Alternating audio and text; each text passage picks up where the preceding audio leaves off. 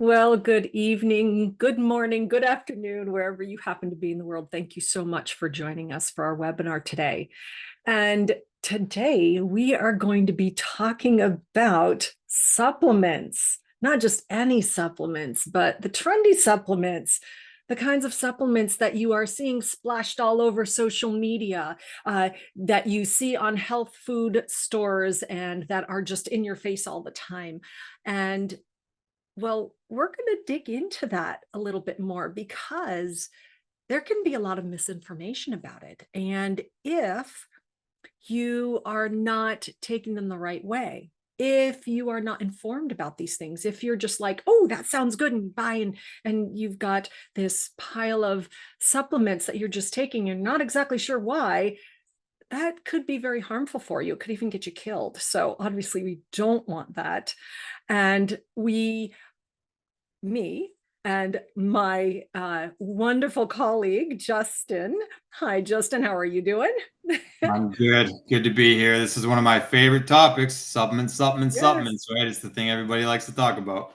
Yeah. Well, we're going to be talking about the hype of it, the misinformation of it, the problems that could stem from it, and how can you start deciphering and weeding out that information to make sure that what you're taking is good for you and is safe for you. So I'm really excited about this. And I also ask that if you haven't already, please fill out the poll. We do like gathering that information to know what our audience likes, what your interests are, what your experiences are, and how best to serve you. So, Justin, tell me, how are you doing today? I'm good. I've been moderate with my supplement consumption today, just a little bit of them so far. But it's really one of the most saturated industries, isn't it? I mean, I can't think of one off the top of my head that's more saturated than the supplement industry. And it's really worth discussing because I think that there's an attractive element to them because of the convenience factor. And I Mhm. do think that in 2025, they're also necessary, right, to an extent, because the primal health coach in me honestly wishes that I could just be like, listen, eat healthy food and you're all covered. But 2025, the reality is, we're dealing with nutrient deficient soil. We're dealing with things like early harvesting. We're dealing with things like processing, food storage, right? Things that are added to the foods to make sure that they remain able to store for long periods of time. And unfortunately, some of the micronutrient quality can be absolutely reduced due to the way that we have to process these foods to make them available for mass consumption. So, Mhm. understanding that if we could just eat salads and beef and be good to go, that would be the best case scenario. But unfortunately, we're presented with this new realm where we have to find ways to sort of fill in the gaps. And that's Mhm. just within the food itself, right? Now, if we were to add in elements like leaky gut, that can inhibit nutrient absorption in people. If we're adding in elements like genetic suboptimal abilities to where we could consider it a void in the genetics, where there's certain pathways that do need a little bit higher dosage of some of these micronutrients, that's where supplements come in handy. There's a place and a purpose, but it is a minefield and something that has to be navigated. You will spend all your money and potentially put yourself in danger if you don't have a little bit of guidance on the topic. Yeah, and the fact that, if people are eating certain diets, I mean, we have covered different types of diets, diets for your genes and what works best for someone. Well, say they're vegetarian or vegan and they're not getting certain vitamins, micronutrients, what do they usually go to, or what oftentimes is recommended is supplements. So, there's so many aspects that can influence why someone is taking supplements or the need thereof. So it's really good. It really starts peeling those other layers and looking at it from different perspectives of going, well, it's not just about taking the supplements and thinking, oh, all supplements are good for you. Or the first myth we're going to be covering is more is better. But before we dive into that, I do want to dive into the poll questions. So, Fanny, if you could bring those up for us, perfect. Thank you so much. So, the first question we had asked was, do you currently take any supplements? And overwhelmingly, All of you do say, yep, I do daily. Perfect. And only like 1% occasionally, rarely, or never. So you're at the right place. And I'm so glad that you are here so you can start being a bit more discerning about the vitamins that are in your cabinet, which, by the way, I would love to see in the chat if you take a bunch of vitamins, if you have like a vitamin closet, when you open it up, it almost like falls down at you, put a 1 in the chat. If you are taking a bunch of vitamins, whether you know exactly why you're taking them or not, just put a 1 in the chat. I want to see if you take more than, say, what, 4 vitamins, 5 vitamins, pop a 1 in the chat. I'd like to see that. Yes. Okay. By the way, I'm there too. I have like an entire cabinet that is like just for my vitamins. Yeah, I could put a 1 in the chat, but I guess you guys all assume I take my share. There you go. Yeah. So good to know, because again, we want to be discerning about what we take and making sure that what we take, we're not wasting our money, that we're not just having expensive pee. So, and making sure that we are not hurting our bodies in any way, which is the main focus for tonight's webinar in our myth busting series. All right, so question number 2, how do you usually decide which supplements to take? And we have a very strong 70% of you saying that you do personal research. And I think that is wonderful, really advocating for yourself to go out and take a look. But I'll tell you, I'm sure that you can get a little overwhelmed. I know many of my clients are like, yeah, I do the research and I see conflicting information and I just don't know what to believe. Do you have that? Do clients of yours say that too, Justin? Oh yeah, and it's funny, I end up a lot of my first sessions with people, that's one of the main requests I'm getting now is like, "Can you help me to sort of whittle down this Right. stack?" And it's more and more common, but I'll tell you, like, I was in the supplement industry just like 5 years just selling supplements, like All bodybuilding right. supplements. That's one part of my background. And it's really funny, like I would have people come in that were on a plant-based diet, and they would buy like several supplements that you would actually be getting from animal foods, right? So they would be on a plant-based diet and buy creatine and carnitine and CLA and all these things that come from animals. Or I would get people that are on more of an animal-based diet and they're coming in asking me about fiber supplements and stuff like that.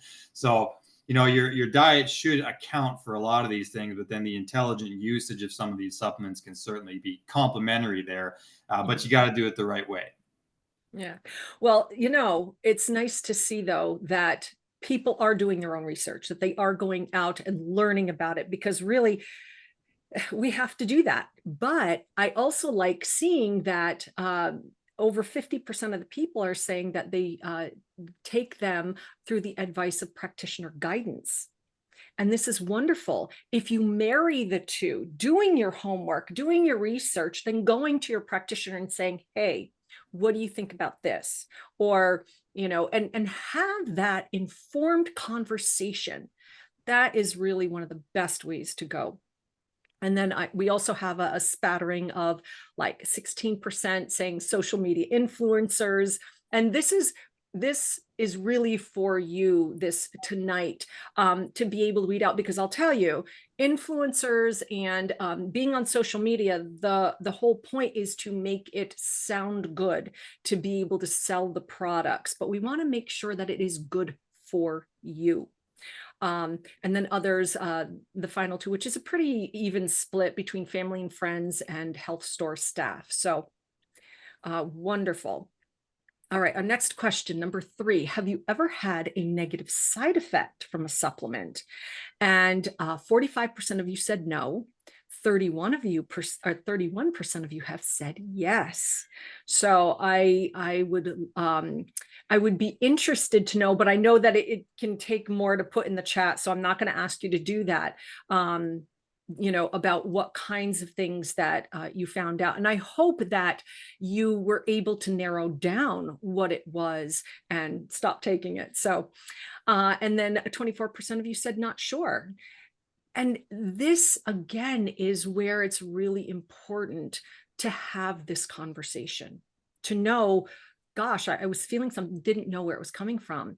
And a lot of times people don't think, oh, that's from the supplement. Being able to understand this is a type of symptom. This is the pathway or the organ that this is affecting. So therefore, this could be a symptom, and be able to narrow down why they might be having certain symptoms if it is supplement related. So we're hoping to shed some light on that today. Yeah, because it's Go not ahead. always, sometimes, sorry, Dr. Laura, it's subtle, right?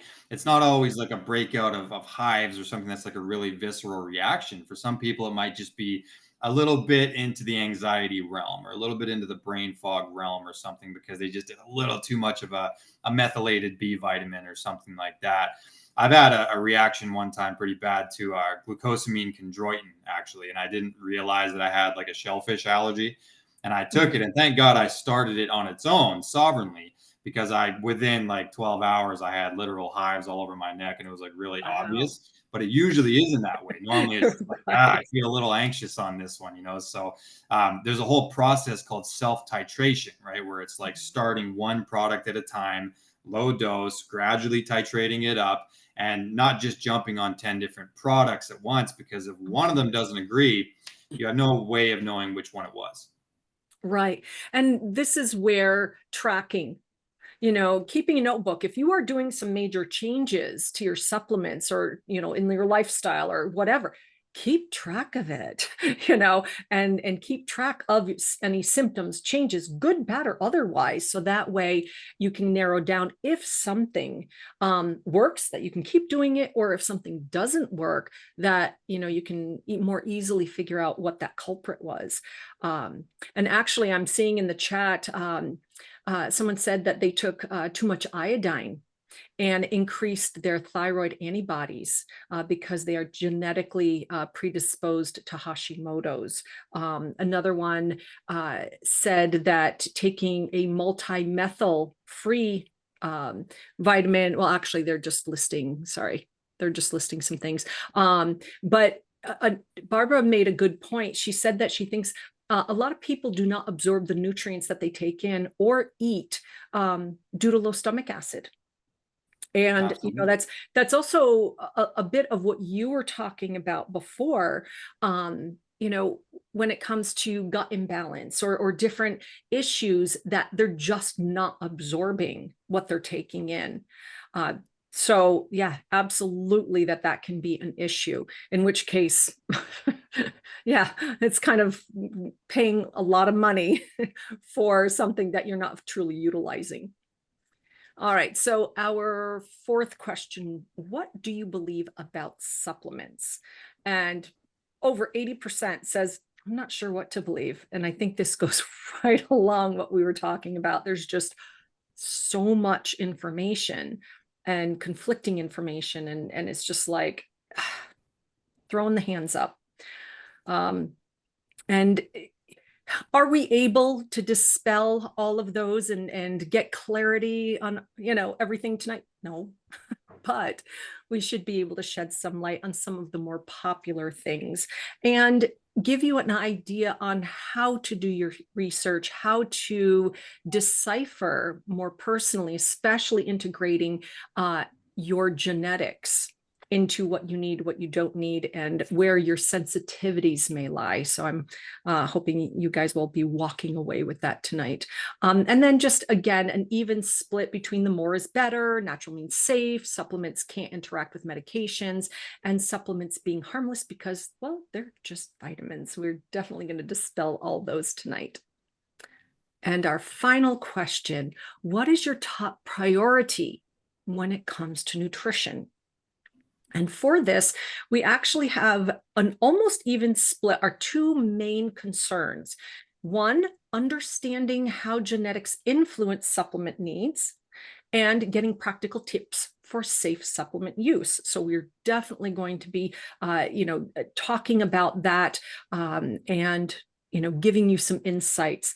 And then our next runner-up was learning which supplements are actually safe. And we're definitely going to be talking about those, especially the more popular ones that are in social media today.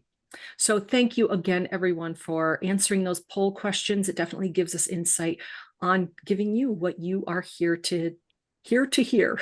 All right. So, Justin, our first myth, more is better. Tell me about that. Yeah, that's an interesting one, right? And I think that that's sort of a byproduct of where we're at, and people are really trying to pursue health. So I think that the actual pursuit is absolutely pure and genuine, and people are suffering with different things. And like I said, supplements are attractive because it's very simple. You don't really have to go that far out of your way to take them.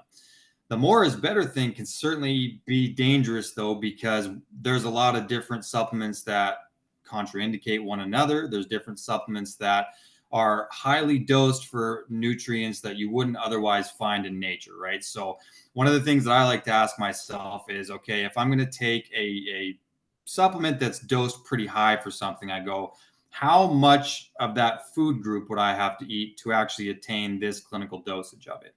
Because if something has like 4,000% of the vitamin E that I would possibly be able to take in, you need to understand that your body is going to have a little bit of a shock response to that, right? Because if you ate the amount of walnuts, for example, required to get that amount of vitamin E, you're talking about probably 20,000 calories worth of walnuts. And it's just not something that's that natural to the body. Now, there's good and bad in that because there are certain circumstances where you have to substitute or kind of fill in the gaps that you're not getting genetically. So, for example, if you have suboptimal mitochondrial detoxification, you're probably going to need a little bit more vitamin E than somebody else. And supplementing with it is useful because it means you don't have to pile in all of those walnuts. However, you need to always weigh this against how many different products are you taking that have vitamin E. I just had this conversation the other day. A client was taking all of these different supplements and they sent me a big list, and I went through and I pointed out, okay, there's X amount of micrograms of vitamin E in this one, this one, this one. So I said the totality of the vitamin E you are taking daily in a supplement format is crazy high, and it can have blood thinning effects, right? There's things that can happen to you health wise from doing that. So I really, really stringently recommend people go through their whole stack and look at areas where there's one ingredient on repeat with 3 or 4 different products, because you can really overdo it pretty quickly that way. And that's just one example, right? I mean, methylated B vitamins are another great example. If you're taking a pre-workout supplement that has B vitamins, and then you're taking another powder that has B vitamins in there, and then you're taking organ capsules, which have a lot of B vitamins, and then you're wondering why you're anxious, right? I mean, you're pretty clearly going into that over-methylation state there, right? So Right. go through your whole cabinet and first and foremost, look at areas where there's repeat ingredients, because you may be taking in a heck of a lot. And that's where the more is better kind of philosophy can run into the danger zone. And I've seen it quite a few times clinically. Yeah, and I mean it's an example that's not a supplement, but water. People think, oh, what's wrong with water? We have to have water to live. Absolutely. But if you have way too much water, you can actually dilute your fluids and die. I remember a couple, what was it, like 3 decades ago, at the university, one of the universities that I went at, a, uh, a fraternity group. They were doing their hell week, and instead of using alcohol, they used water, thinking, oh, this will be safe, we'll just funnel water into them. And yeah, they learned the hard way, because one of their pledges downed, like, I think it was 2 gallons or so of water, like in one shot, and ended up dying. So again, even something you think is there's no problem, how could this hurt me? When you start getting into extremes, doesn't always mean that it's good. So let's mention a couple other things. So you were saying about methylated B vitamins, and let's talk about some of the fat-soluble vitamins. Okay, vitamins A, vitamins D, K, E. Okay, these vitamins, they accumulate in the body and can become toxic. And yes, we need them. They are very important. Vitamin D, is necessary in so many, gene related pathways of the body, is necessary for so many different things. We've done a lot of webinars on this, or a lot of comments on this in webinars. But when you are talking about these high doses, for example, let's say vitamin A. Okay, so for our BCMO1 gene, beta carotene monooxygenase, okay, a lot of clients that I've worked with, and I'm sure you yourself, are dysregulated in that gene, where they're not converting beta carotene into retinol very well. So oftentimes, what I do, I recommend not just eating, vitamin A rich foods, but I'll say, hey, have some cod liver oil, or, take a supplement with the vitamin A. But I am so glad you brought up the point of looking at their vitamins that have multiple ingredients, and oftentimes that will overlap. Because if they're taking some other vitamins and there's already vitamin A in it, but they haven't let me know, and I recommend that, and then they're taking a lot more than they probably should, thinking that more is better. Well, one of the problems is with excess vitamin A, that can actually saturate liver storage capacity. It can result in issues with the liver, fibrosis, even affecting the central nervous system. Okay, and it can create an increased oxidative stress. So obviously we don't want that. Now, you would have to take a lot of cod liver oil, talking maybe a cupful, but we're generally, you only take like a teaspoon. But this is something to be aware of when we're talking about vitamin K. Now, granted, this is rare, but excess can cause anemias, jaundice, liver damage. Okay, anytime you're putting extra stress on the liver, that can be problematic. So it's understanding the pathways, what you need, because a lot of times, we do talk about vitamin D. That's a major pathway that we deal with in our reports. And yeah, most people that I see are insufficient or deficient. They're certainly not in that optimal range. But it doesn't mean you go taking these huge amounts for a long period of time.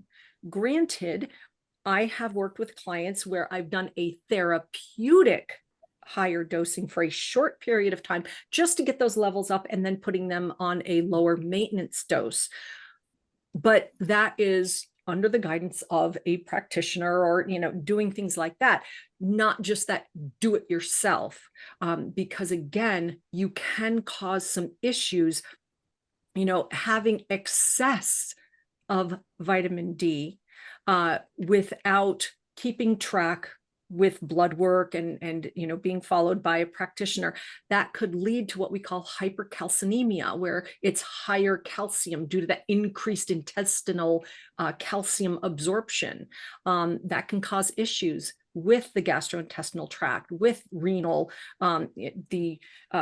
your kidneys. It can cause neuropsychiatric symptoms, all kinds of things. So as we move on, because I want to mention a study.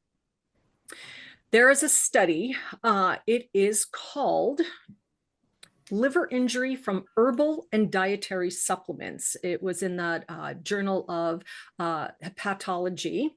And this study, it really highlights cases of acute liver injury due to over-the-counter supplements, especially in multi-ingredient formulations, what Justin was talking about earlier.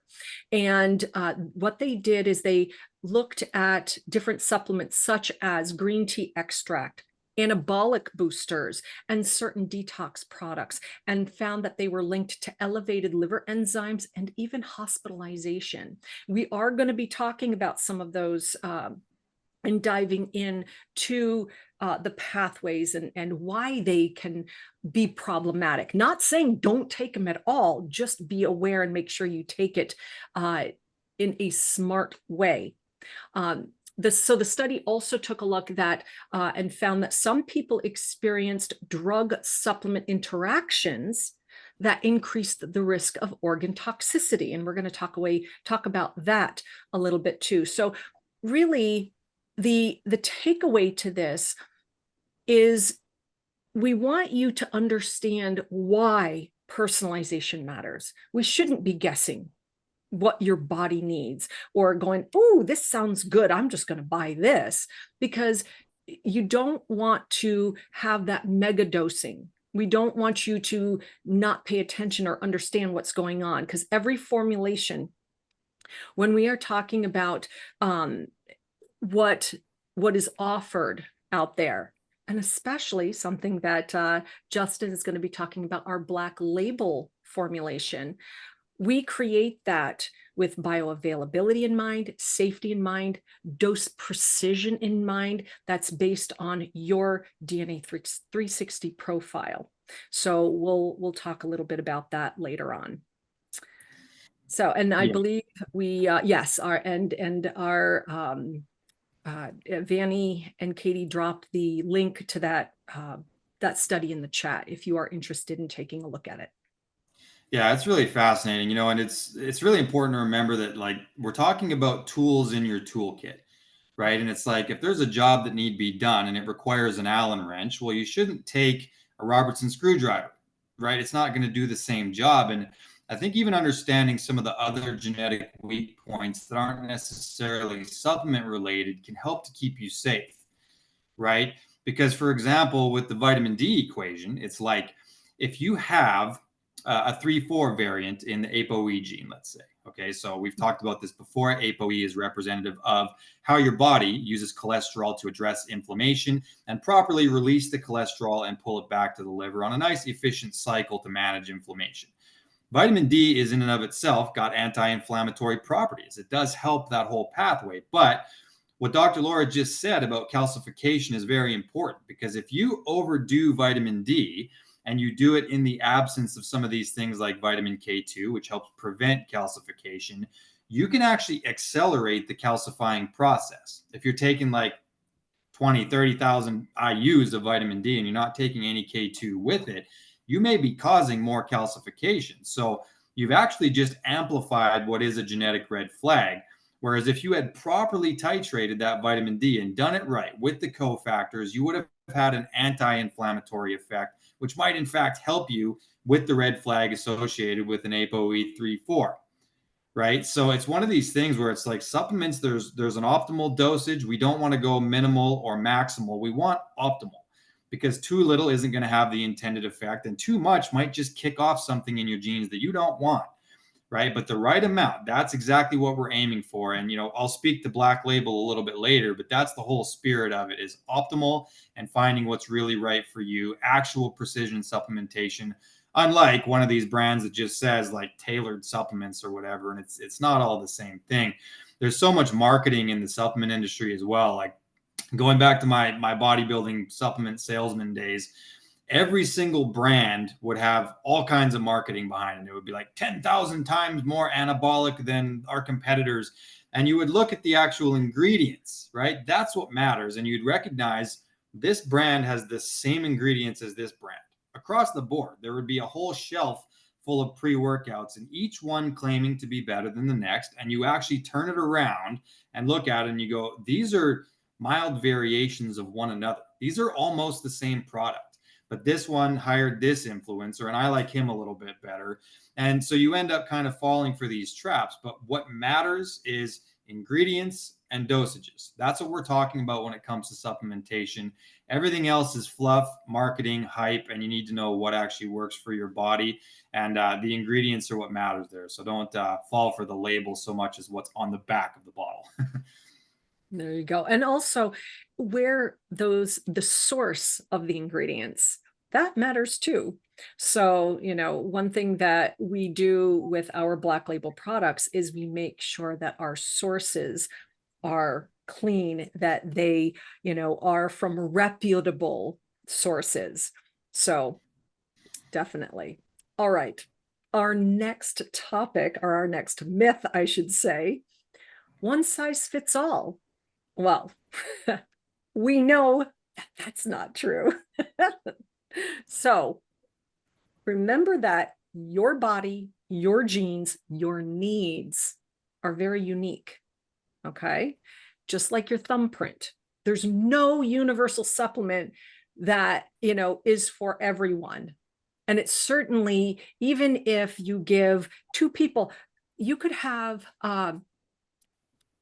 siblings. They have a lot of the similar genes, okay, maybe a little bit different. You give them the exact same supplement, exact same dosage, it's not going to be processed or show up or give both of them the same exact results, because there's more to it than just the genes. There's also, lifestyle, certain symptoms, how their gut is, all these other things also need to be taken into account, or if any of them happen to be on medications or whatever the case may be. So let's talk about specific trends, popular trend supplements, I should say. Let's speak to some of them. Okay, so what would you say? What's one that has been popular lately that you have seen on social media? And give us some information on about it, but then why it could be a problem. I'll jump in with adaptogens. I first of all, adaptogens I think are a fantastic category of supplements. I think there's absolutely value there. But once again, we're talking about one size fits all and why perhaps they're not for everybody all the time. So some really popular ones would be things like ashwagandha, right? I think it's a very valuable ingredient for the right purpose. However, it's going to act on the HPA axis, right? And it's something that's intended to sort of lower the cortisol levels. And I think that there's a lot of misconceptions about cortisol. You, Dr. K, and myself did a great webinar all about cortisol where we went really deep about how it works and what it is. And I think that a lot of people just assume that they have high cortisol, right? Mm-hmm. Now, cortisol will save your life. Cortisol is very important. There's a reason for it. And you shouldn't just chronically have low cortisol. That's not representative of health. If you have an assumption that your cortisol is high, so you take something to lower it, you need to be very aware there, because if it isn't high and you have now decided to lower it, you can disrupt circadian rhythms. You can mess with your blood sugar. You can just basically have zero energy. Cortisol is what gets you up and gets you going in the morning. There's a reason for it.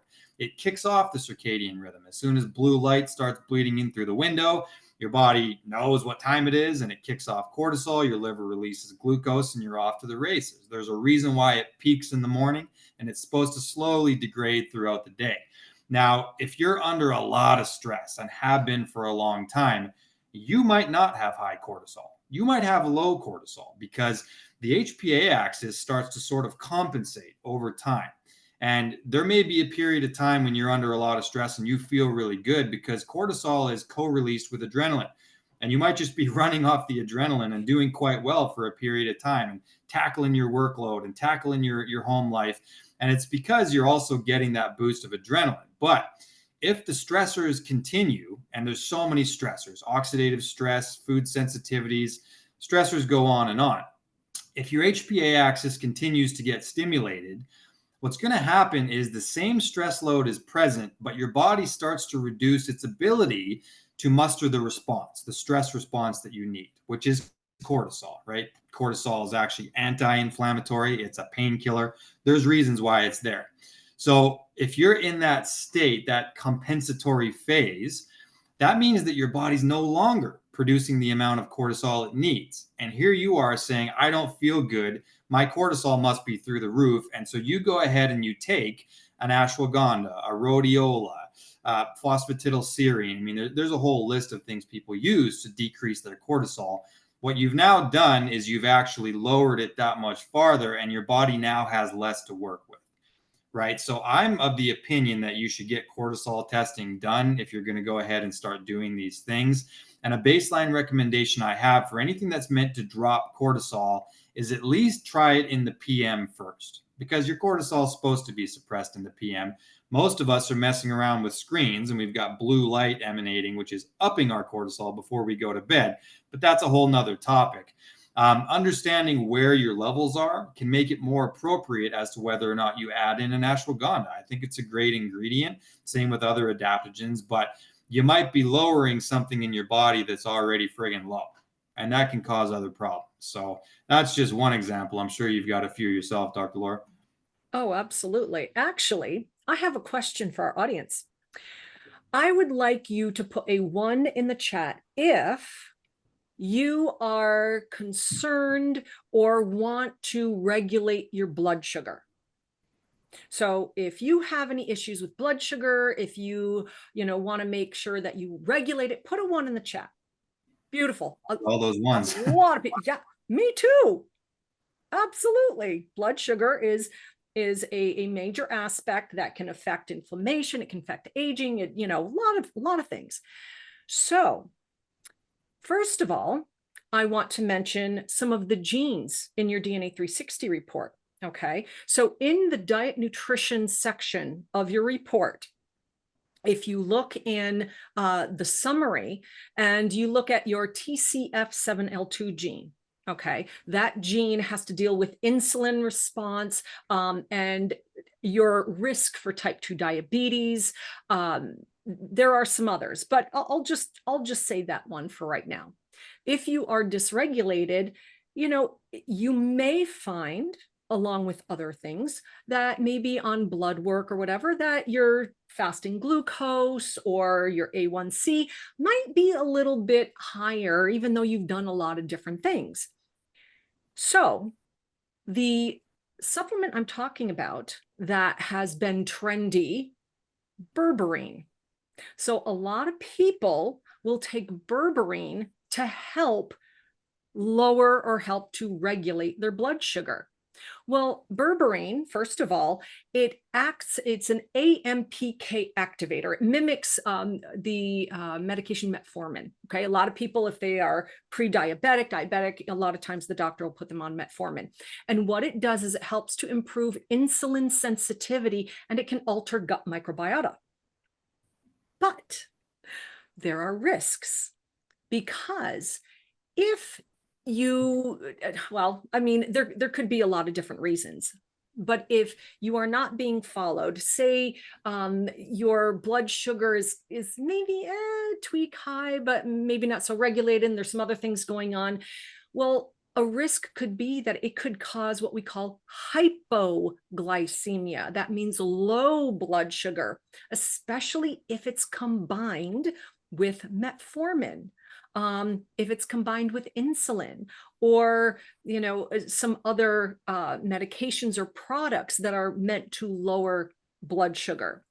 Because what it does is it could alter the CYP450 metabolism, and that impacts drug clearance.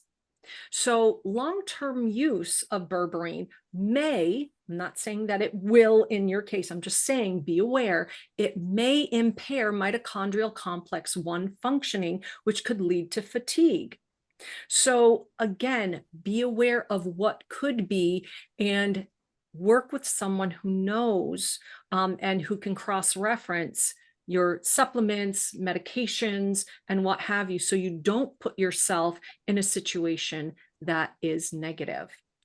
So what's another one that you can think of? Or, oh, actually, can I throw out one? Absolutely. How about turmeric? Anti-inflammatory. So curcumin. What do you? Yeah, What and do you have on? it's important that you distinguish those two, right? Because when we're talking about like a food source of turmeric versus an isolated curcumin supplement, understand that there's a difference. Same with drinking green tea versus taking EGCG, like an actual, concentrated dose of it. They're going to have different biological effects. Curcumin, talking about the supplement format here, is, I think it's a fantastic anti-inflammatory. There's uses for it. However, there can be contraindications there as well. Like, for example, we test for a gene called CYP1A2. You mentioned the cytochrome P450 family of genes and enzymes. It's a huge family. One of them is called CYP1A2, and we associate it with like stimulant metabolism, right? So it would be like ephedrine and caffeine and kratom and all these kinds of things that whatever you people are into. And if you have a slow enzyme there, which means you already have a pretty slow phase 1 detoxification, as well as slow caffeine metabolism, turmeric will actually slow it down further, right? So you've heard people say, like, oh, turmeric can damage DNA. That's not exactly accurate. It's not damaging DNA. What it can do is slow down a particular enzyme that's associated with phase 1 detox. You don't want slow phase 1 detox if your phase 2 detox is fast. You want some balance there between the detox systems. And overdoing curcumin, if you're already slow for CYP1A2, that can be problematic because, once again, you've slowed it down that much farther. So curcumin is one of those things that I have to recommend with a grain of Himalayan sea salt, right? Because we want to make sure that it's appropriate. But I think that people who do have, a lot of cardiovascular issues, joint pain, I mean, it's got its place and its purpose, but we try to zoom out and make sure we're taking into account a lot of these other factors because we don't want to take a step forward and another one back. Right. And really we're talking a lot more into high dose extracts.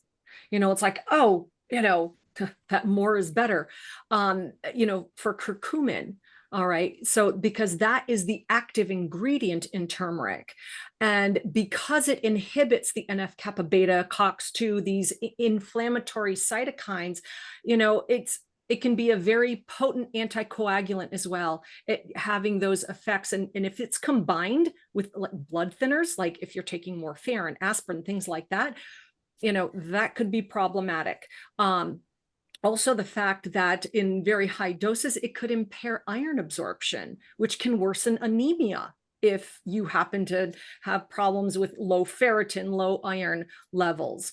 And high doses stress the phase 2 liver detox enzymes, things like the UGT, your glucuronidation pathway, the GST, your glutathione conjugation pathway. By the way, you will find glutathione conjugation pathway in your anti-inflammatory systems report, and you will find the UGT, your glucuronidation pathway, in your hormones systems report. So you can see, are you dysregulated in those pathways? How is everything going? So again, these can be very good, but be mindful about issues, medications you might be taking, your genetics, really keeping in mind all of those things. All right, let's move on to the next myth.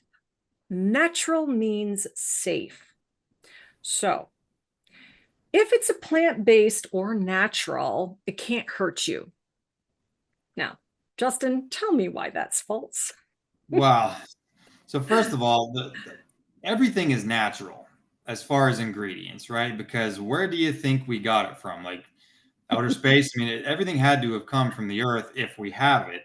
I think that it's more like preparation methods and things that we do to it after that can be unnatural, but ingredients themselves, they're all kind of natural. I mean, we were talking before this webinar about people who talk about chemicals and how chemicals is a really scary word. But if I were to break down an organic apple and what it is, right, it's chemicals that are in there. So everything is chemicals. That's what everything is made up of. All matter is made up of chemicals. So it's not to be a scary thing. However, some of them are absolutely harmful. And I would say most of the compounds that are harmful for the body are coming from plants on some level, right? There's not a lot, as far as if you were to eat animals, there's not a lot of naturally occurring toxins in there on the same level as, the arsenics of the world, things that are coming from plants. So if an ingredient says, well, plant-based, natural, that's not a be-all, end-all for safety considerations, because we know that so many things, I mean, poison ivy is natural. Rub it all over yourself, see what happens, right? It's there's a lot of things that are not friendly to us. Like I made this analogy the other day on one of these webinars.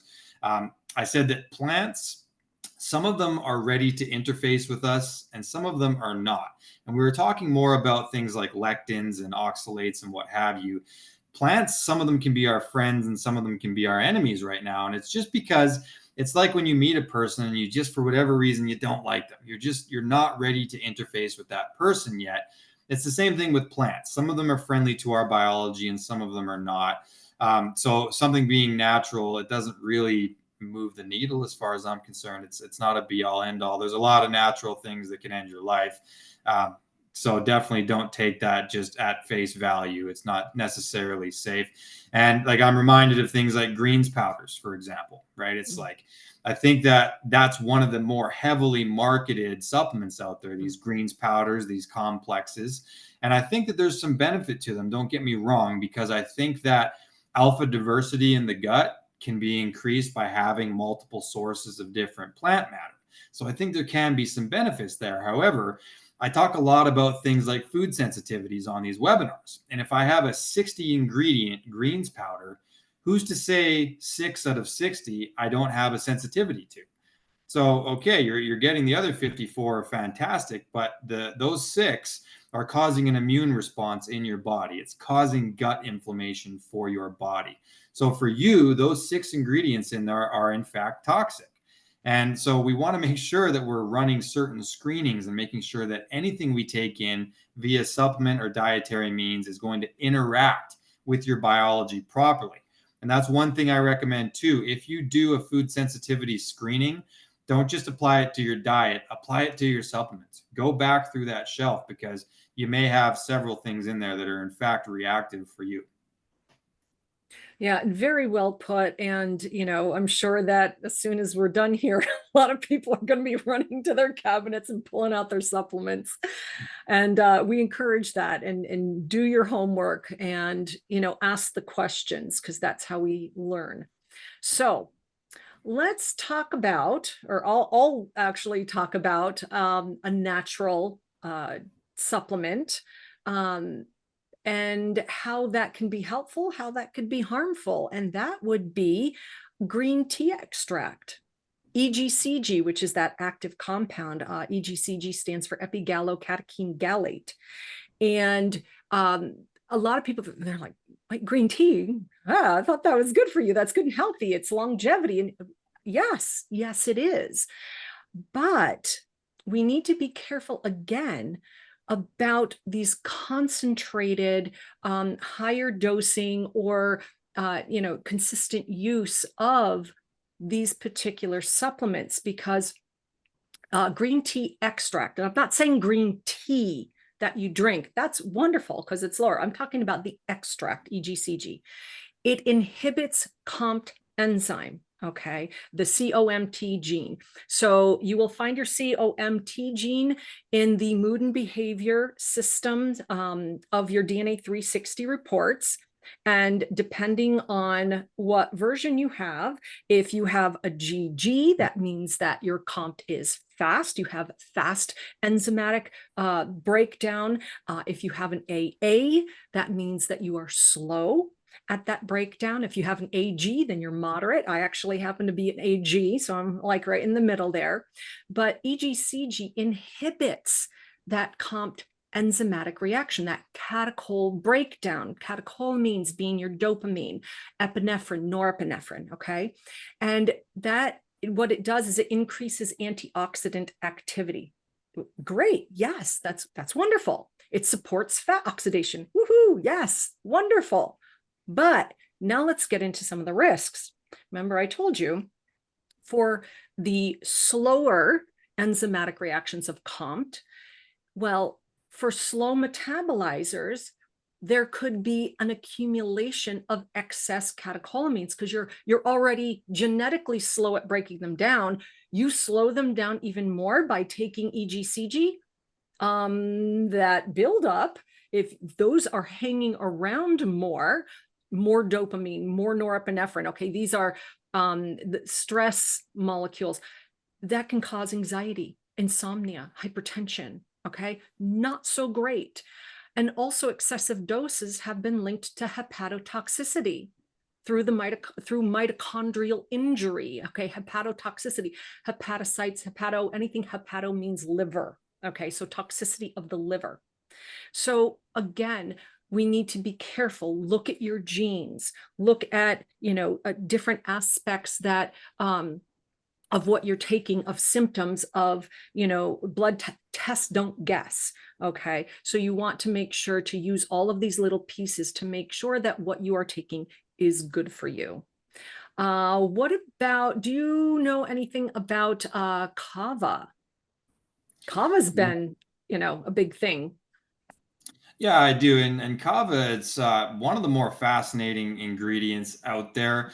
Kava, if you don't know, it's like if you go to Hawaii, which I've actually never been, but there's more kava bars in some places on those islands than there is actual alcohol bars because kava, it's a plant, right? But it actually operates on the GABA pathway, which is the same thing alcohol does, right? You get this big dose of GABA and you get loose and talkative and what have you. But what's interesting about kava is it has a reverse tolerance effect. So it doesn't have the same like addictive properties as alcohol does, and you don't get the same negative effects as far as hangovers and what have you, because you're not getting that slingshot effect with your GABA production where it really drops and depletes for the next day. That's part of the reason why you don't feel good if you drink too much alcohol. So it's quite interesting as far as its anti-anxiety effects. That's why we actually do use it in our Deep Calm supplement.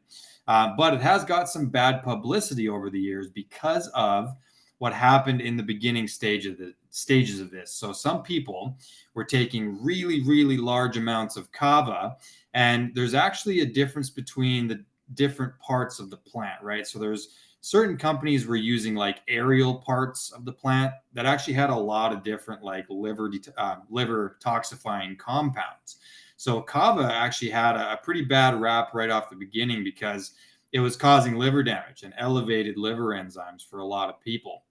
So if you can get pure sources of it that are the actual like 30% kava lactones, it's coming from a different part of the plant that doesn't have the liver toxicity associated with it. But if you get sort of, I guess you'd call it dirty kava, right? It's going to have a lot more of those aerial parts, which are more difficult on the liver. And bear in mind, when that was happening, these people were taking ungodly amounts of it as well. So I'm actually a big fan of kava. I'm only going to recommend it as a really clean source. If you don't have a clean source, don't take it because it can absolutely gum up the liver. But the effects of it are pretty well noted. It's almost got like a Novocaine effect in your mouth, like kind of that mouth numbing thing. And I can attest to its anti-anxiety effects. If you have deletions in ADRA2B like I do, which is in your mood and behavior, and it's really equated with the anxiety and post-traumatic stress kind of response. I think it can be a valuable tool in the toolkit, but the wrong form of it will add toxins to your liver, and nobody needs that in their lives. Absolutely. There's one more that I wanted to bring up that is, we hear a lot about, and that's St. John's wort. So with St. John's wort, there are two active compounds, and what they do is they actually inhibit the reuptake of serotonin, dopamine, norepinephrine, and GABA. Okay, these neurotransmitters, and basically acting as like an antidepressant effect. All right.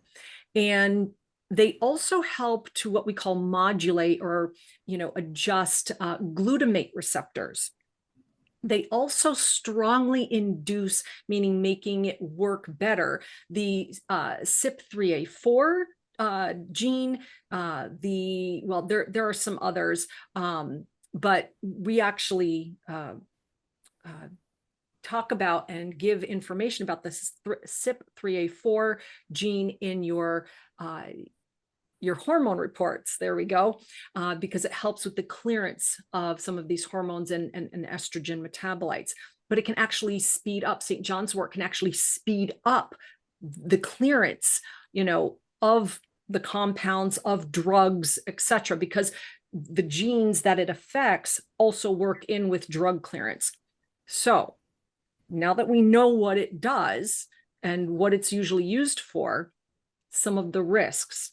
And this is where we start getting into drug interactions, because this is a crossover to our myth 4, which is supplements can't interact with medications. Well, first of all, we've already mentioned several that can, But with St. John's wort specifically, because it induces these cytochrome P450 enzymes, okay, one of the ones that I've already mentioned, it can reduce levels of many drugs, whether it be antidepressants, oral contraceptions, immunosuppressants, anticoagulants, antivirals. I mean, you name it, even chemotherapy drugs. Okay. If it's clearing it more quickly, you're lowering those levels. Therefore, you're not going to be getting the effects of which the reason is that you're taking them.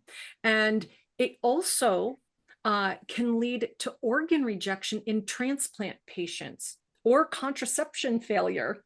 So if you're taking, contraception and all of a sudden, oh, I'm pregnant. Oops. Surprise. It could be because of the St. John's wort if you're taking it. So be aware of what these things are used for, what they do, and how they can interact. But there's also another aspect with serotonin because of clearance of serotonin and allowing that reuptake. If it's combined with SSRIs, SNRIs, MAOIs, okay, or a tryptophan, 5-HTP, you can actually have excessive serotonin activity. That can cause things like agitation, tremors, seizures, hypothermia, things like that. So also be aware of your genes. In the mood and behavior section, you would be looking at your 5-HTT-LPR, okay, whether you have long or short, whether your TPH2 gene, which works for serotonin production, are you dysregulated in the way that is produced in that reuptake with the 5-HTT-LPR. All of these things make a difference. There are other aspects that it can cause photosensitivity, mood dysregulation. So again, when you're talking about these natural, supplements, that they may be natural, but it doesn't mean that they're all good for you. Okay. And we want to make sure that you understand the connection of what they can do, of your genetic sensitivities, if you have any, and other drugs that you may be taking or other supplements that you may be taking that could cause interactions or issues. All right. So I think we have come to that time where I would like to hand over the microphone to you to have you give a bit more information into our Black Label personalized blend supplements to offer, what can people do when they're talking about supplements, streamlining, and have it be precise for them. Yes, so this is not my baby originally, so I need to give all the credit on planet Earth to Dr. K, because I just kind of came along after, and now I'm just taking the credit for it. But she did a lot of the back end and the really difficult stuff and setting it up. So credit to Dr. K. But Black Label, I mean, what it is, we're trying to effectively manage genetic expression via different targeted nutrients. And the whole thing, I mean, we talked about supplement quality earlier in the call, and we're working with compounding pharmacies, right? So it's not me in my bathtub mixing this stuff up. We're working with real compounders. And effectively, we're trying to take as many things into consideration as humanly possible. Right. So obviously we're utilizing the DNA 360 to understand what the genetic suboptimabilities are. And then we're also taking into account several different filters to arrive at what the dosage ought to be. Now, it's worth saying that everything I recommend, even if the dosage is tailored to you, still you would start it out with a smaller dose, because that's just what we do. We titrate up to the full dosage. We never start full. So we've got the DNA handy, and then we plug it through things like biological gender, things like what your weight is, things like what your height is, your age, right? We take all of these things into account. And then we also take into account contraindications, right? So it's screened for different things. When you do sign up for Black Label and you choose to get one of our compounded formulas, which is formulated by a clinician here, we also would do the big questionnaire, right? Like, What are your known allergies? What medications are you on? That sort of a thing, so that we make sure that there isn't any kind of reactive ingredients in there. And then all the ingredients are screened again for reacting to one another. We need to make sure that we're not putting two things into the same formula that are going to react to each other or block absorption of one another either. So all of that work is already done with Black Label. And what you arrive at is pretty much the best case scenario that we can come up with for genetic expression and the management of what your genes look like. So it comes in just a full compounded formula, right? They're all within X number of capsules. We do also have powder format available. And it's just done through the pharmacy, and effectively you can order 1, 2, 3 months supply, and it just gives you everything that your body needs with a genetic expression lens, right? So that's why we call it Black Label, because everybody's formula ends up being a little bit different than the next person's formula. So that's what we've been working on, and it's I think that it's revolutionary in that it's taking into account a lot of stuff, right? It's not, even if you just go buy any multivitamin, it's like a 2-a-day athlete versus a pregnant woman versus a teenager with autism and they're like 60 pounds. All of these things are going to manifest as the requirement of different dosages, right? So we're trying to cover all of those bases with Black Label and just land with, here's a simple formula. Sometimes it's an AM and a PM dosage. This is not going to be a 1 a day because there's just too much that you can fit into one capsule to really get the best expression. But that's what it is. You order it, it comes to your house, and it's like made for you, for your genes and your weight and all these things. And then effectively it can also be changed, right? So if something in your health status changes, or you lose 60 pounds or something like that, then okay, different things need to be titrated from there. But it's really our shot at creating the most customized supplement plan possible. And I believe it is the most accurate one on the market today. Well, thank you so much for that. And, I'll attest, wonderful products, wonderful ingredients, really curated by our brilliant team and made just for you. So let's jump into questions because we've got a bunch. So, gotta say, Sue's asking our first question. And she said, how do I get that poster on Justin's wall? Wow. So I'm guessing you mean that poster, the blue and white one. So that one you have to be certified as a primal health coach to get. That's actually part of the care package that came to me when I got my certification, along with mugs and different stuff. Primal is my background. So if you're unfamiliar with that, it's like, that's how I started before functional genomics. It's all about evolutionary biology and really just like Homo sapien lifestyle requirements. So primal health coach, that's my background, that's my base. And really all I did was I took that and then I used things like functional genomics and things like the FDN protocols to really personalize what my primal background was. But they send you a poster, and that has been up on my wall ever since I graduated, and they sent it my way. I'm guessing you mean that one. This one is a whiteboard where I wrote all the genes down when I was doing the functional genomics certification, because then every time I walked by, and if you are in the FGP course, this is a hack I have for you. Because it's like a million barcodes, right? You're trying to remember these letters, these clusters of alphabet soup. And so what I did was I wrote all of the genes that we test for on my whiteboard. And every time I walked by it, I would cover my eyes and I would randomly point to a gene and look and say, what does that do? And once I got to a point where each and every one wouldn't stump me anymore, I knew I was ready to be certified. And then it just looked cool, so I kept it that way. This was like 2.5 years ago, but it makes it look like I'm Dexter or something in my office. So I just kept it that way. I love Dexter. I used to watch that. Yeah. Okay, moving on. So Carol has a question. What role does your microbiome play with respect to DNA and supplementation? And I'll take this question.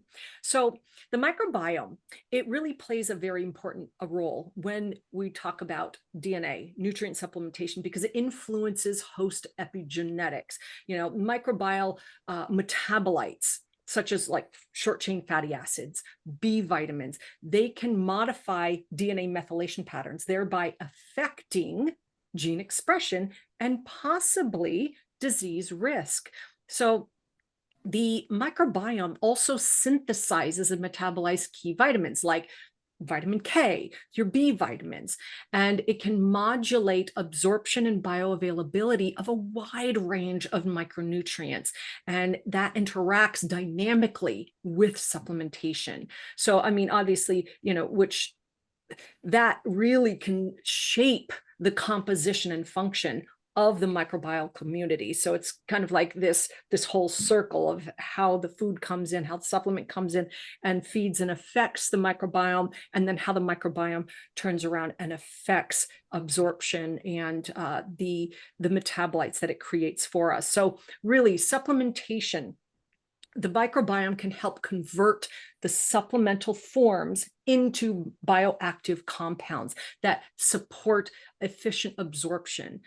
It can also determine an individual's true nutrient status, while supplementation itself can enhance or disrupt microbiome balance. So when we consider imbalances, dysbiosis, those can impair vitamin synthesis, absorption. Obviously, that can impact both supplementation outcomes and a person's methylation or genetic regulation. So it's really this beautiful back and forth dance between your nature, nurture, environment, and those little buggies that we have to live with and can't live without. All right, next question is from David. David is asking, many combo formulas like Mitochondrial Optimizer contain multiple ingredients like antioxidants, vitamins, etc. And when when you have multiple supplements, is it best to take just one combo formula for a specific need, like cardiovascular health, so you don't get too much of one ingredient? And I know that you touched upon this, so if you just want to briefly reiterate your comments on that. Yeah, so anything that has more than one kind of corresponding ingredient, you want to be aware of if you're going to take them all at once. And my recommendation is, if you're going to add in different combo formulas, definitely just start with one at a time, right? So that's called self-titration. It means that effectively you start with one, and you even start with a lower dose of that one, and then you titrate up and sort of recognize what the actual effect on your body is. Is there something bad happening because of it or not? And that's something that it's kind of a week or so long process, right? So it's not something everybody wants to do, but it keeps you safe and makes sure that you know, okay, this one is all right. But what I would recommend is that if you have more than one that's got, like I mentioned, vitamin E in there, understand that you might want to not go adding in 3 or 4 products that all have that same ingredient in there, because you can ultimately land with an over supplementation circumstance, right? And that can, like we talked about, you can thin out your blood if you take too much vitamin E or some of these other micronutrients that we talked about. So yes, if you're going to take a combo, make sure that you're not taking a bunch of combos that have the same ingredient in there, because you can absolutely overdo it. B vitamins are really common with that as well. I would also say, though, when it comes to the cleanliness of the product, if you have different ones that all have fillers in there as well, I mean, you're going to end up with a whole lot of fillers, right? So make sure that they're good quality supplements, and then it's just a matter of the self-titration process. But if you notice a bunch of different things with one ingredient, then you're probably going to overdo it there, and you may want to find a substitution. Thank you. By the way, I'm seeing questions in the chat. If you could please put them in the question and answer section, we will, try to get through them as quickly as possible to be able to get everybody's question answered the best we can. All right, so our next question is from Debbie. She's asking, what is our opinion of vitamin B6? Because apparently where she lives, there's been a number of reports in the news about its toxic effects and how some supplement companies have much more than the recommended dose. And it's been put into things like magnesium supplements, not just into vitamin B products. So I will say that vitamin B6 is essential for the brain, blood, metabolism, but unlike most B vitamins, which B vitamins, by the way, are water soluble, unlike vitamins A, D, E, and K, which are fat soluble, B6 can actually build up in the body. So, yes, too much, especially from hidden sources in multi ingredient supplements, can actually cause things like nerve damage, tingling, numbness, things like that. So, really, the bottom line is stay with modest doses, check your labels. With B6, more is not always better, like we talked about earlier. All right. So, next question. Actually, I'm going to hand this over to you, Justin, from Shelly. She said, is there an app that you can scan to see how good the supplement is? There are apps as well as web pages available for that. I'm trying to remember the name of them. There was some that were Prove It or something it was called, Prove It Supplement Scanner. And there's another one called SupTrack, like TRACK. And that's effectively what they're doing. As far as they're kind of comparing it to a really large database of different supplements. And it's really going over generally like the safety behind them. What they're not doing though is they're not also taking into account you and your genes and your body weight and these kinds of things. So it's really almost like doing what we're doing with Black Label on a really, really minor scale. It's talking about just the supplement, but where I see the issue there is that it's not talking about the supplement and you, right? Your biology and what makes you different from someone else. So I think that there can be some use there, but again, like I would want one that takes into account your genetics and maybe even lab work and things like that to know if it's really right for you. But yeah, SupTrack, there's definitely a couple out there that I think are a good idea to at least plug it through initially. But then I would also go ahead and take into account the rest of the things that we talk about. Worst case scenario, go for Black Label because then we physically do all of that work as well. Wonderful. All right. Sheila has our next question, and she's asking, so if we have a dysregulated vitamin A pathway, that's the BCMO1 gene that she's talking about. She said she had normal retinol, vitamin A, blood serum levels. Should she take vitamin A supplement? She said she takes beef organ supplements twice a week, just in case. Should she stop? Now, I am going to answer this in more of a general sense because I don't know all of your information. But again, in a general sense, whatever you are currently doing and your vitamin A levels, blood serum levels are within a normal range, well, obviously, whatever you're doing is working. So I would say that you probably wouldn't need to stop. But just be aware if there were any other vitamin A sources that you might be getting a much higher dosing. But I will tell you, you have to have large amounts of vitamin A to be in that toxicity range. All right. Next question is from Michelle. Can damage or stress from oversupplementation be reversed? Justin. Yes, it can. And I would say that it's dependent on a few variables, right? Because there's like a short-term overdose in a supplement versus like really long-term chronic use. I'm reminded of there was a time when I was a teenager where I was put on Accutane, if you guys are familiar with that. And it's for acne. I mean, what a ridiculous thing that like it's so if you have really severe acne in the 2000s, you would have been put on something like Accutane, and it's a really, really concentrated overdose of vitamin A. And one of the things that it does is basically pickles your liver, right? Like I had issues with my liver because of that. I was on it for a stretch of time. It was like 10 weeks or something they put me on, but it's an on purpose overdose. So it's like it's a drug, but it's like a supplement drug, but you're on really high doses. You have to do blood work every 2 weeks and what have you on it. Um, but I can tell you for sure it damaged my liver. Now, once you stop overdoing it with that particular supplement, it's a matter of paying attention to the organ system that it caused the damage to. Because we know there's a million ways that you can rehabilitate your liver. Your liver is like really resilient, actually. The liver is magical. The liver can really take a beating and come back. I mean, there's people who've come back from serious alcoholism and ended up with proper liver enzymes. So it can be done. I would say that it depends on the supplement, and then it depends on your genes, and then it depends on how extreme you were and for how long. But as a general rule, I always come at things from the idea that the body is resilient and can regenerate itself. Remember this: everything we do is epigenetics, right?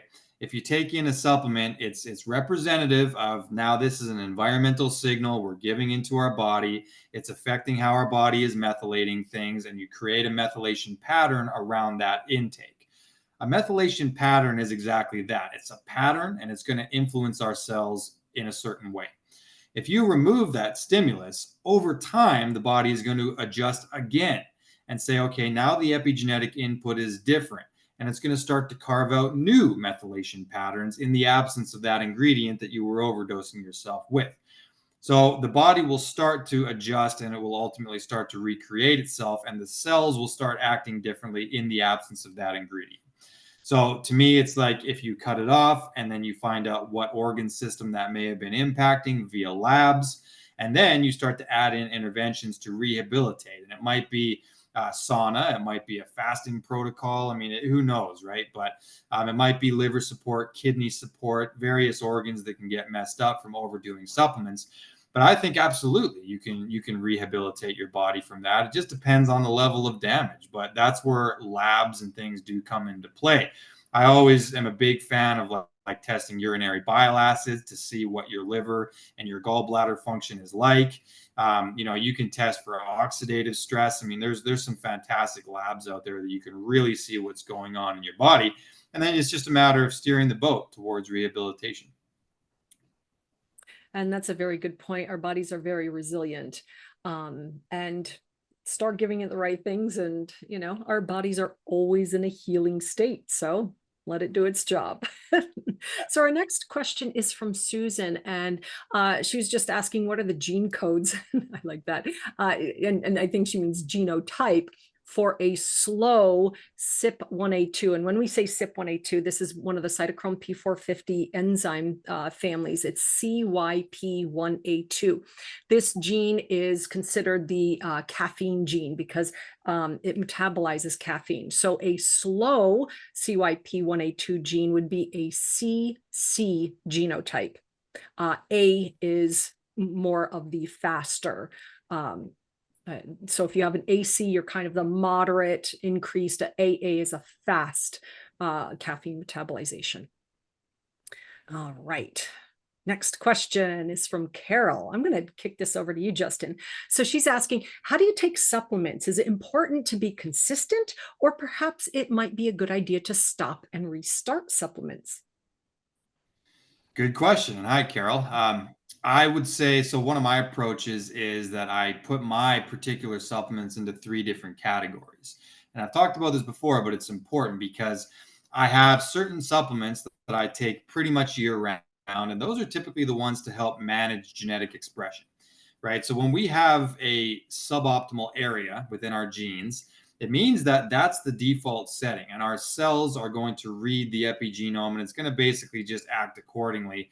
So if there's an area that has been encoded improperly, that area is always going to need a level of support, right? So, for example, I have a bad SOD2 pathway. My body doesn't clear free radicals, genetically speaking, very well. So, I've always got a thing or two in there to help increase toxin clearance at the level of the mitochondria. And that's more or less 365. I might forget, but this is pretty much my steady supplement. Then I have things that are a little bit more cyclical, right? So, a couple times a year, I'll jump on a large peptide stack, for example. If I've got cumulative injuries from my lifestyle, that I might isolate 8 weeks and cycle on to something that's pretty much for the purpose of injury restoration, and just I use it in a cyclical manner. But you don't want to be on something like that year round, because the receptor sites will get dull, and you're basically taking thousands of dollars of peptide that can't do their job anymore because you've impacted the receptor sites. So that's the cyclical. That's the second category. Then the third category that I use is an on hand, something that I use when I want, if I need, that kind of a thing. So that would be like nootropics are a good example of that, right? If it's just one of those cognitively demanding days, patient, webinar, this, that, and I'm just going and going and going, it's like, yeah, a handful of nootropics are probably going to serve me pretty well that day. But there's other days where I already feel maybe a touch of anxiety, maybe I'm already pretty energized. And if I take a handful of nootropics that day, I'm just going to be anxious and actually unorganized as opposed to what I'm aiming for. So that's like an on-hand supplement. Same with like a gluten guardian, right? If it's like I'm going to take in something that's got gluten, I don't need to take gluten guardian every day because I don't eat gluten every day. I try not to, but if and when, right, a circumstance comes up, that third category is just situational. And it's just like I have these in the cabinet on hand, pop it when it's necessary, put it back away. So year round to deal with a genetic weak point, cyclical if it's just something that I want to put my body through for 8 to 12 weeks, and then an on-hand category where it's just like, yeah, I need this today. That's how I organize it. But in general, taking breaks on supplements is a good call. I think that you should give your body a break on most things, even just for a short period of time, because we don't want to create total reliance on anything. Even like I mentioned, the SOD2 pathway, well, supplements aren't the only way I impact that, right? I also do sauna, grounding, cold exposure, etc. So it's not the only pathway. Well, thank you for that. Okay, so I'm going to bounce around and hit some of these that are more of like quick answer. So Mark asks, did I read correctly that kava can be harmful on your liver? And the answer is yes. Again, there's nuances to that, but yeah, absolutely. So let's see. Next question. Is it safe to drink a lot of matcha green tea? Okay, so with matcha green tea, it is healthy in moderation, but because you're drinking the whole leaf, it's more concentrated than regular green tea. So, 1 to 2 cups a day is generally safe, but if you drink a lot more, it actually can cause stress on the liver. It can block iron absorption or make you jittery from the caffeine, because with matcha, a little goes a long way. All right. Next question, I'll kick over to you. If Mary's asking, if I have a deficiency in my detox pathways, including glutathione pathway, should I then not take curcumin? So with the glutathione pathway, it's not necessarily the same detox pathway that I was referencing there, because we actually look at a few different pathways with regard to detoxification. When it comes to glutathione, what I would recommend is being aware of your actual glutathione supplementation, right? So if you're suboptimal in our glutathione genes that we look at, you don't want to take big doses of actual glutathione, because it's like your body's missing the instruction manual for what to do with it. When it comes to curcumin, I would be looking more so at that CYP1A2 and notice if it's slow or not. And that is in your gene cast in the anti-inflammatory section of your DNA 360. Thank you for that. All right. Let's see. How this one? Do you like methylene blue? It seems to be one of those new hot supplements. I'll tell you, we've actually talked about methylene blue before. I personally like it, but again, it's not for everyone. It is very particular. There is a specific gene. You'd know if you had it, if it was an issue. But there's a lot of benefits to methylene blue. But again, if you are on SSRIs, MAOIs, anything like that, you really want to be careful and speak to your prescribing doctor if you are going to be on it. Justin, do you have any quick thoughts about methylene blue? Yeah, I mean, everything Dr. Laura just said. And then what I would say is that if you have any kind of mitochondrial deficiency there, that's where it would be more appropriate for you, because it does operate on the electron transport chain. And personally, I'm a fan of it, but it's not for everyone. Once again, serotonin and all these things need to be taken into account. Okay, so Haley has a question. How do we know which supplements need to be cycled? Also, are naturopaths experts in supplements? Yeah, so with this, I mean, my honest reaction initially to that is that I would recommend a consult of some kind, because supplements are such a big category, and some of them do have receptorship issues if you carry them on for too long, right? So I'm talking things beyond basic micronutrients, like I mentioned, peptides. Some things you have to cycle it, because if you just stay on it, it's no longer going to have that effect. but it's a bit too big of a category to really go crazy on. Naturopaths, to my understanding, are pretty friggin' good with supplements. I mean, maybe not all of them across the board, but Dr. K, she's a naturopathic doctor, an ND, and she's fantastic with supplements. So they absolutely have some training there. So I think that they're a decently, reputable source there. Do you have an opinion on that, Dr. Laura? Actually, I think you covered it very well. And honestly, I would ask, when you go to your naturopath, ask them, how comfortable are you, or how knowledgeable are you on supplements? Can you help me with? Do you know about? Ask. That's the best way to really know. Yeah.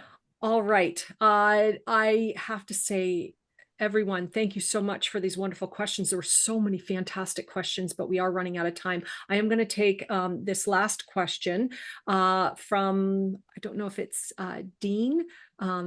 Anyway, the question is, can digestive enzymes help or hinder supplement efficacy? And I think that this is important because digestive enzymes in and of themselves are a supplement.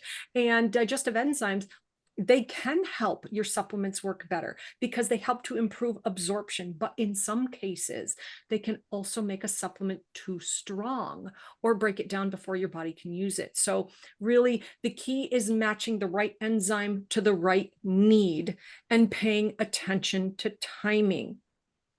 This really helps to summarize what it is that we were talking about here today. And it really is about having the agency, know what you need, exploring your DNA 360 to uncover those supplement needs. If you want, please book a consult with one of our practitioners. We can help you out. We can give you information. We are trained in this. Try our Black Label line. Justin gave us wonderful information about that. If you really want to get personalized DNA-informed supplementation, Black Label is, something to look into and to try out. But then you also want to ask yourself the right questions. When you are looking at supplements, is it based on my actual needs? Remember, DNA analysis, deficiencies, health assessments, or are you just following the trends? Okay. Another question, is it safe for me genetically? Is it compatible with my current medications or conditions? Is it clean, well formulated? Okay. Red flags, products with like 10 plus ingredients in one capsule, you may want to stay away from. Is it from a reputable source? Okay. These are very important questions you want to ask yourself when you are starting to discern supplements and not fall into this social media trend trap. Okay. So again, I want to say thank you so much for taking the time out of your day to be a part of this webinar. And we hope you are walking away with some pearls of wisdom. Justin, thank you so much for your insights, for your experience, for the information and the dedication that you have to our audience, to our clients, and the work that you do here at the DNA Company. Thank you very much. And thank you, Vanny and Katie. Thanks, Dr. Laura. This was a lot of fun as always. And I think this might as well just be a series because we didn't even get to all the questions because it's such a big topic. And by the way, Dean, don't take enzymes with oral peptides either. Take those separate because peptidases will, in fact, inhibit absorption of those peptides. But other than that, much appreciated. Had a lot of fun tonight, and I'm looking forward to seeing you all in the next one. All right. Thanks, everyone. Have a good night. Let's dance out.